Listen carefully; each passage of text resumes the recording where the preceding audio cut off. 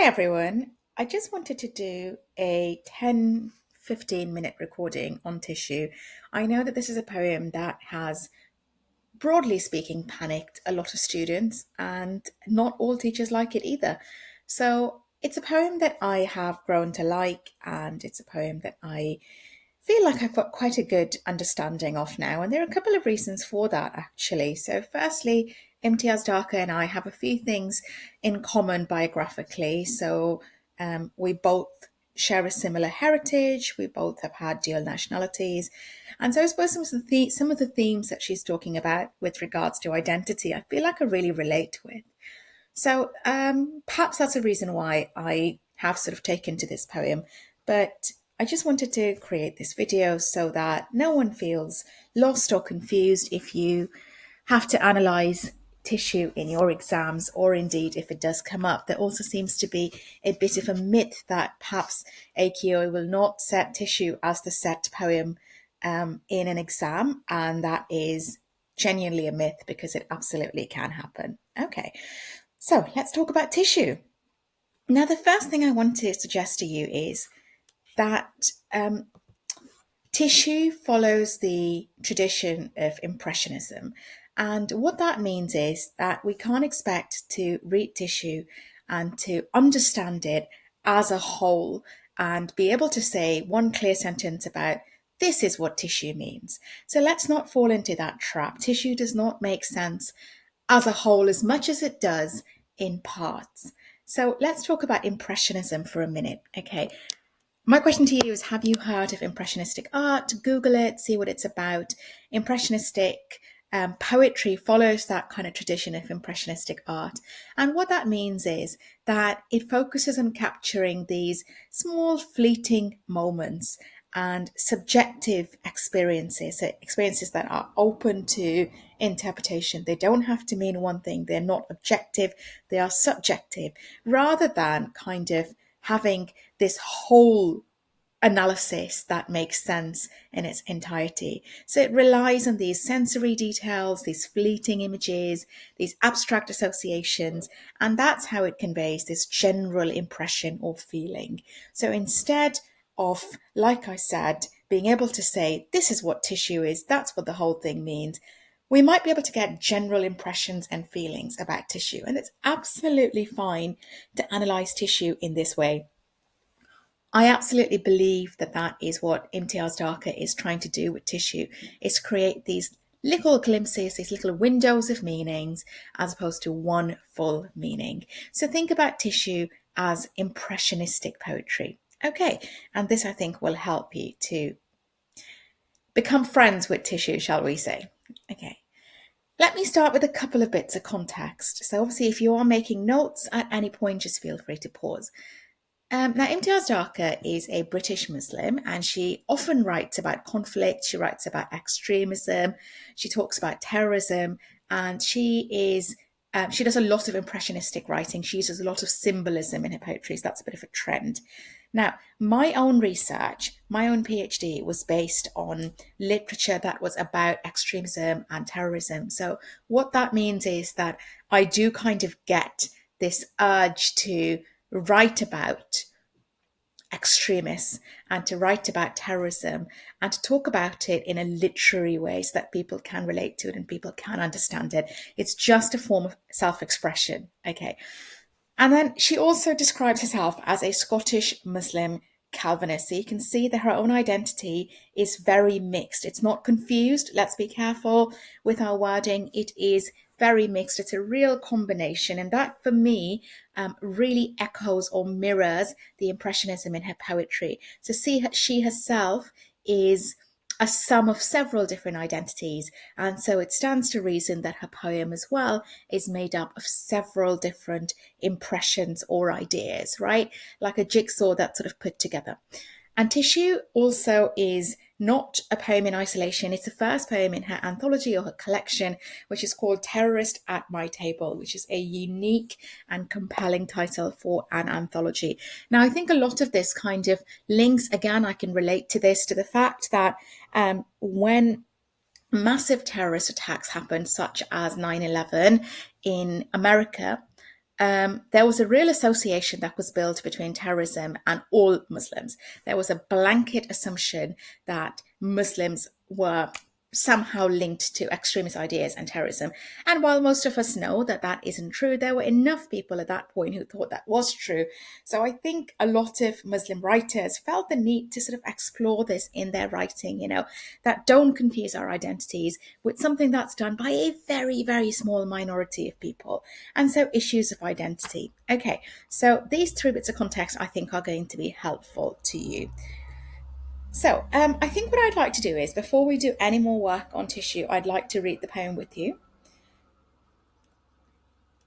So we'll do that now. Hopefully you can see my screen, but if for any reason you can't, just pause me and go to your anthologies and look at tissue. Let's go. Paper that lets the light shine through. This is what could alter things. Paper thinned by age or touching. The kind you will find in well-used books, the back of the Quran, where a hand has written in the names and histories, who was born to whom, the height and weight, who died where and how, on which sepia date, pages smoothed and stroked and turned transparent with attention. If buildings were paper, I might feel their drift, see how easily they fall away on a sigh, a shift in the direction of the wind. Maps too. The sun shines through their borderlines, the marks that rivers make, roads, rail tracks, mountain folds. Fine slips from grocery shops that say how much was sold and what was paid by credit card might fly our lives like paper kites.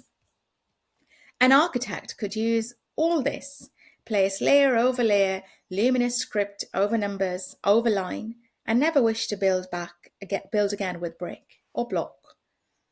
But let the daylight break through capitals and monoliths, through the shapes that pride can make, find a way to trace a grand design, living with living tissue, raise a structure never meant to last, of paper smoothed and stroked and thinned to be transparent, turned into your skin. Okay, let's go back to my slides here then, shall we? Okay, so I've given you a first impression, and hopefully you've had this kind of impressionistic sense of it's making sense to me in bits and pieces, but maybe not as a whole. I want to share with you what I think are the main ideas in tissue, and then we're going to go back and look at the poem again. I think the poem reflects on the fragility of life, how precious and fragile life and human existence are. The central metaphor used, the extended metaphor, is that of tissue, and that represents the delicate and transient nature of human experiences and of the world itself as well, actually. And transient means something that is fleeting, something that will not last. And so instead of just talking about it in that way, that things will not last, Tarka uses the extended metaphor of tissue. And at this point, you can think about a piece of tissue, which we know is really fragile. It could come apart really quickly. Or you can think about a piece of paper, or you can think about human tissue as well, so what we are made of. Through the poem, the speaker explores these ideas of impermanence and transience and how vulnerable life is and the passage of time. And she does it using a whole variety of images. I think the poem's also about the fact that human beings somehow are misled and wrongly believe that we are powerful and we are in control. And we place importance on things that will actually ultimately destroy and divide us. Like, for example, governments and war and politics through paper which signs important political documents. Things like that, right? Palaces, important government buildings. We think all of these things are really important. But ultimately, these things are all fragile, just like tissue. We are ultimately powerless and also not a great thing to think about, but in the grand scheme of things, perhaps insignificant as well. And so paper is then used as this extended metaphor to show that human beings are trying to exert power on things, right? Money, that's paper. Receipts, that's paper. Architects designing these kind of big ideas, maps, all of these things that divide the world. They're all made, really on paper. But in reality, they are just fragile and vulnerable like paper. We think they're really important, but they are just as important as the paper on which they are constructed, is what Darker is saying. And paper is used to create divisions, right? We know Darker is interested in ideas about politics and identity, extremism, terrorism, right? Look around the world now. Okay, as I am recording this, there is conflict in Ukraine and Russia. There's conflict in the Middle East, right? Israel, Palestine, elsewhere in the world as well. What's happening in Trump's America as well. The world is becoming more divided, and whether it's through religion or politics or maps, borders, buildings, money, power, ultimately, all of it is just meaningless and will not last in the way that human beings will not last, and that our tissue is also impermanent and it's also fragile. So, can you see how there's lots of little threads of meaning that are kind of tied together? Okay, so we're just going to have a quick look at the poem once more. And this time I'm just going to be able to tell you a little bit more detail about it. So let's go. Now, paper that lets the light shine through, right? So we know that paper is ultimately fragile, so fragile that it can actually let the light shine through when it becomes very old, for example. But the use of the light here is positive imagery, so that's interesting, that there is some positivity when the poem starts. But she also says that paper is what could alter things. Isn't that ironic? That it's paper, bits of paper that could change things. So, for example, money or important documents, paper that is thinned by age or touching. Now, if you have a book that you have loved reading again and again, or maybe if you go and look at a bookshelf at home, you'll see there are some books which are so well used and so old that the paper has become thinned by age or touching, which means that paper can, just like us, become old and become fragile.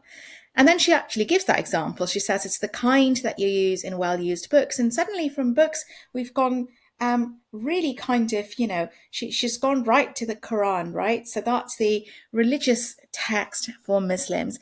And she does identify as Muslim as well. So she says, where a hand has written the names and histories, who was born to whom. Now, this is really interesting because I remember in my family, because I come from a Muslim family, that in the Quran, people would often write, because it's just a sacred document that you would keep safe forever. They would write the names of people when they were born, when they died, just important things, their height, their weight, because they knew that was one sacred document that would not get destroyed, that would be protected and would be kept safely. These are obviously times when people didn't really have birth certificates, etc. But I've definitely heard about my own grandparents had their names written in the Quran, etc. So she's talking about how paper is also kind of used in a religious context. Okay. Who died where and how, on which sepia date. So sepia, we know that's the colour, that slightly pink colour when paper becomes really old. Paper smoothed and stroked and turned transparent with attention. So these are religious people who would read the Quran, for example, really regularly, okay? So we continue with that analogy of paper, but religion also divides people, and that's important to note. And so she says, if buildings were paper, I might feel their drift, see how easily they fall away on a sigh, a shift in the direction of the wind. Now that's interesting to compare buildings metaphorically to paper. And I think here is a direct reference to what happened during 9/11, when the Twin Towers came down, and poets, writers have used all sorts of analogies to capture this moment when they literally saw these buildings coming down. Buildings that are meant to be really powerful, and they're meant to symbolize something really powerful. And through a tragic act of terrorism, they all came down. So I think that's the image that she is talking about here, this idea of like buildings moving and shifting like paper. And then she goes on and extends that. She talks about maps too. The sun shines through their borderlines, the marks that rivers make, roads, rail tracks, mountain folds.